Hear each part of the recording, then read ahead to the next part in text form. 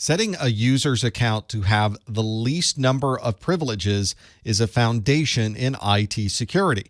If you're configuring a user's account, they should have the ability to perform their job and have no other rights and permissions beyond that. This applies to all users in the organization. You should configure all of the accounts to only run exactly what is required for the applications needed. You never want to have users running with administrative privileges. An administrator has access to all systems at all levels. If you're running with a least privilege, then that user would have a limited scope, especially if there's malicious software which tries to affect other parts of the organization. Account management becomes very important when you are onboarding new users. These could be new hires or transfers from other parts of the organization.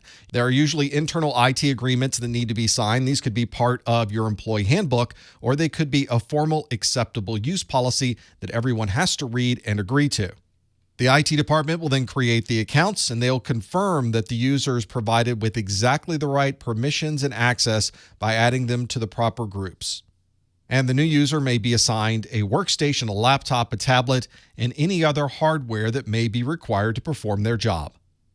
While some people are joining the organization, other people may be leaving the organization. But this is not a process that should be a surprise. You should have pre-planned for this occasion and know exactly the steps you should follow during the offboarding process. For example, there should be a formal process to turn in hardware and confirm that the hardware has been received, and the user's data is also extremely important, especially for the people that will still be here working or the people that will be replacing this person. In many organizations, the account information is usually deactivated instead of being deleted. Occasionally, there can be information lost during the deletion process, so by simply deactivating the account, you can be assured that all of the data remains in place.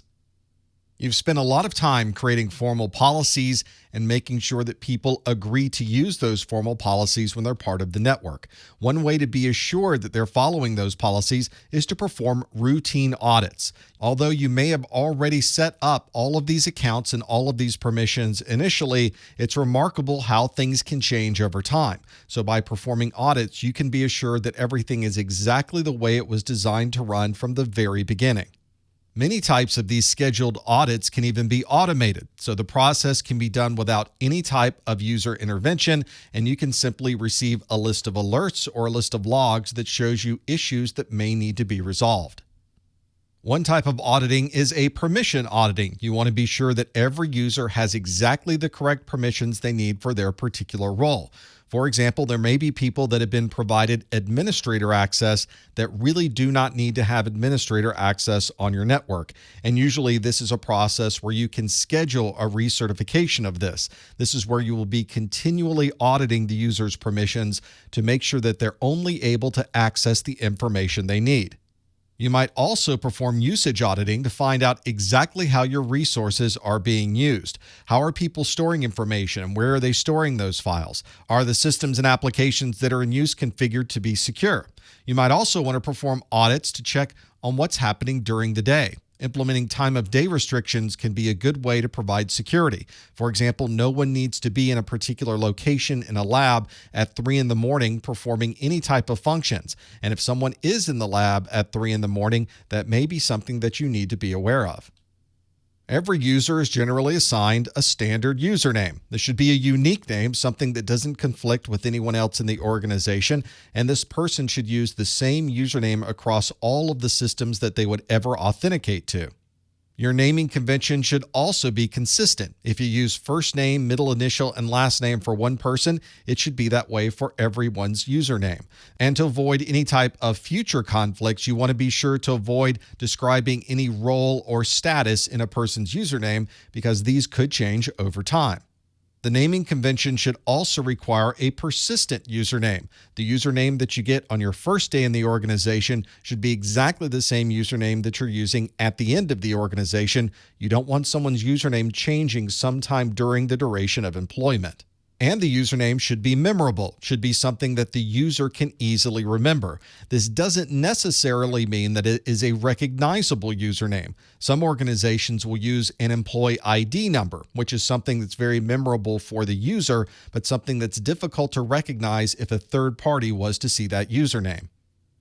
This would mean that the standard user account maintenance would start with the account creation, where you're provisioning the user and their access, providing them with their password information, and assigning them to the proper groups. Then, of course, you're going to provide constant password updates to make sure that that password is always changed at a regular period, and you want to be sure to provide those audits to always check for the permissions. And when a person leaves the organization, there will need to be a deprovisioning of this account information. The account would probably be disabled, and all of the user documents and account information would be archived.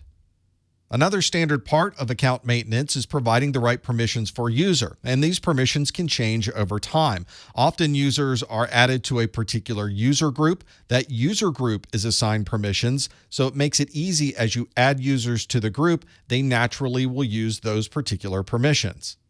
This often means that users are members of multiple groups, and the permissions of those multiple groups may overlap. It can become difficult to try to determine what the effective or combined permissions are for someone who is in these multiple groups. And you don't want to run into problems with implicit permissions where one particular group denies access to data and the other group allows access to data. You would need to make sure that that user was given the correct access for whatever job role they held. An increasingly common policy to use for user permissions is the location where that user happens to be. GPS locations, for example, can provide very accurate information on where a user is. 802.11 wireless gives you a more regional view, and IP addresses can sometimes help you narrow down where a user is, but unfortunately, those can be wildly inaccurate and would show someone in a completely different country than where they happen to be. You can use one or more of these location-based systems to determine what policies should be set. For example, someone may be able to access a particular application or particular data when they're in the office, but if they are outside of the office, they should have no access to any of those systems. You commonly see this type of location-based policy applied to firewalls. For example, many firewalls allow you to block entire countries based on an IP address block. So you can define firewall rules that will automatically block all traffic from certain parts of the globe because you know there's no one from that particular country that would ever need access to your application.